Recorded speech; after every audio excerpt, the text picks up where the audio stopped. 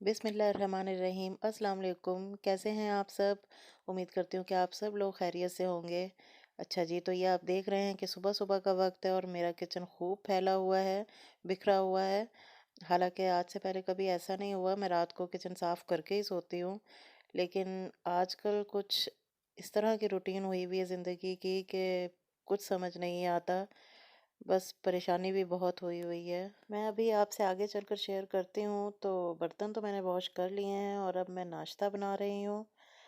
तो बस ये सुबह के काम हैं, तकरीबन सभी घरों में ऐसे ही काम होते हैं, नाश्ते की तैयारी हो रही है। तो बस मेरे हस्बैंड की तबीयत ठीक नहीं है जिसकी वजह से घर का निज़ाम सारा ही उल्टा हो गया है, क्योंकि एक भी फ़र्द घर में बीमार हो जाता है और तो सारी रूटीन ही चेंज हो जाती है। तो अल्लाह खैर करे, काम तो हमें करने ही होते हैं हमारी रूटीन के, ज़िंदगी तो रुकती नहीं है। बस अल्लाह ताला से मेरी दुआ है कि अल्लाह ताला सबको अपने हिफ्ज़ अमान में रखे, सेहत दे, तंदुरुस्ती दे। तो आज मैं आपसे इसी दुआ की दरख्वास्त भी करती हूँ कि आप मेरे लिए भी प्लीज़ ये दुआ कीजिए कि अल्लाह ताला मेरे शौहर को सेहत और आफ़ियत के साथ घर वापस लेके आए। वो हॉस्पिटल में एडमिट हैं। तो मुझे यकीन है कि आप ज़रूर मेरे लिए दुआ करेंगे और मेरी इस दुआ के साथ आमीन कहेंगे, क्योंकि शायद किसी की भी दुआ किसी वक्त भी काम आ सकती है। यही वजह है कि मैं काफ़ी दिन से कोई रेसिपी भी शेयर नहीं कर सकी हूँ, प्रॉपर कोई काम नहीं कर पा रही हूँ मैं, क्योंकि बस मसरूफ़ियत ही इतनी रहती है कि बस सारा दिन गुजर जाता है काम में ही, क्योंकि अपने काम तो हमने करने ही हैं, घर के भी करने हैं, बच्चों के भी करने हैं। और फिर जब कोई बीमार हो जाता है तो उसके काम भी हमारे ऊपर ही आ जाते हैं। जिस तरह आजकल मेरे हस्बैंड के काम मेरे ऊपर ही आए हुए हैं, मैं बाहर से चीज़ें वगैरह भी, ग्रॉसरी वगैरह भी करने आजकल खुद ही जा रही हूँ। तो बड़ा मसला हो जाता है घर की स्पेशली औरतों को, जो घर से बाहर निकलने की आदी ना हो मेरी तरह। तो बस अल्लाह खैर करे, अल्लाह से दुआ है कि अल्लाह ताला सब बीमारों को शिफाए कामला अता फरमाए और अपने फजलो करम से अल्लाह ताला मेरे भी हस्बैंड को ठीक ठाक कर दे। आमीन। मेरे साथ प्लीज़ आमीन कह दीजिए।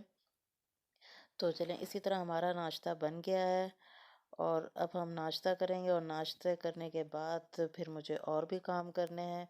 तो इसलिए मैंने सोचा कि आज मैं आपसे कोई रेसिपी तो नहीं शेयर कर सकती, क्योंकि मैं बहुत दिन से कोई प्रॉपर काम कर ही नहीं पा रही हूँ इतनी मसरूफ़ियत में। तो मैं आज आपसे व्लॉग ही शेयर कर लूँ, जिसमें मैं आपसे अपनी बिज़ी रूटीन शेयर कर सकूँ और आपसे दरख्वास्त कर सकूँ कि आप लोग प्लीज़ मेरे हस्बैंड के लिए दुआ कीजिएगा। अच्छा जी, तो नाश्ता हमारा बन गया है, अब हम नाश्ता करेंगे और उसके बाद मुझे अपने हस्बैंड के लिए कलेजी पकानी है, क्योंकि उन्हें खून की कमी का बताया है।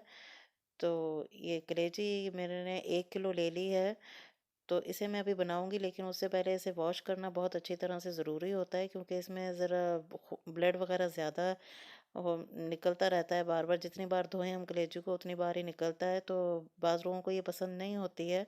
तो इसका तरीक़ाकार ये है कि इससे इसमें एक पूरा लहसुन मैंने डाल दिया है और उसे मोटा-मोटा कूट लेना है। इसे बारीक नहीं करना, ना ही इसका छिलका उतारना है।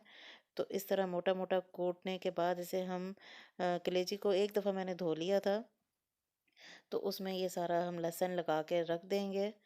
तो इसे तकरीबन आधे घंटे के लिए मैं छोड़ दूँगी ये लहसुन लगाकर, तो इसमें सारा इसका ब्लड वगैरह निकल जाएगा। तो ये बहुत अच्छी हो जाती है, इस तरह धुलकर कोई स्मेल नहीं आती और खून भी इसका एक ही दफ़ा सारा निकल जाता है इसमें। तो ये देखें जी, यहाँ हम तकरीबन 20 से 25 मिनट हो गए मैंने इसे छोड़ दिया था, तो इसका सारा ब्लड वगैरह निकल गया है और अब इसमें नीम गर्म पानी डाला है मैंने तकरीबन 1 जग। तो ये देखें, इस तरह इसे हम वॉश करेंगे। तो ये काम आप सिंक पे भी कर सकते हैं, मैं यहाँ कर रही हूँ। तो अब इसमें सारा मैं धो लूँगी, या इसमें से धो-धो के मैं इस बाउल में डालती जाऊँगी और इसमें जो थोड़े बहुत कुछ लगा हुआ हो तो वो भी निकाल लीजिए। तो इस तरह सारा ब्लड इसका 1-2 बार में निकल जाएगा और ये बिल्कुल हल्की-फुल्की सी हो जाएगी, कोई स्मेल नहीं आएगी। ये देखें कितना इसका ब्लड एक दफ़ा में निकल आया है। अब इसे फेंक देंगे और पानी बदल के फिर इसमें नीम गर्म पानी डालना है। तकरीबन 2 से 3 दफ़ा इसे इसी तरह पानी में से निकाल के तो अलग रखे जाएँगे। तो ये हमारी बिल्कुल साफ़ हो जाएगी और कोई स्मेल नहीं आएगी और कोई भारीपन भी नहीं लगेगा।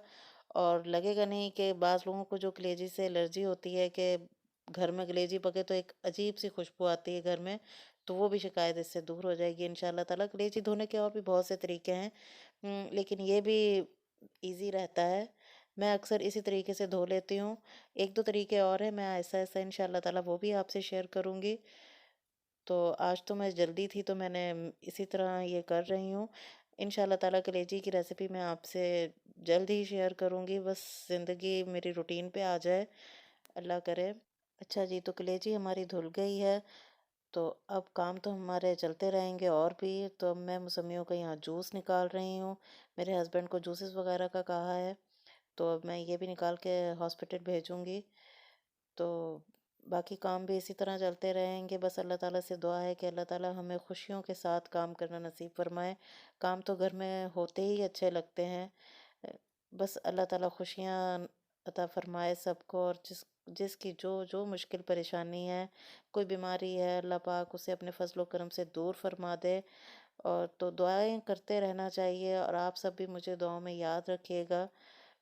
तो मैं आज कोई रेसिपी नहीं शेयर कर सकी हूँ, तो इसलिए मैंने आपसे व्लॉग शेयर किया है। तो बस दुआ कीजिएगा कि सब कुछ सेट हो जाए, ज़िंदगी अपने मामूल पर आ जाए, तो काम तो होते ही रहते हैं। अच्छा जी, फिर मिलूँगी किसी और नई रेसिपी के साथ या किसी और व्लॉग में। बस अल्लाह खैर करे, अपना और अपनी फैमिली का पूरा ख़्याल रखिएगा। फिर मिलेंगे, अल्लाह हाफ़िज़।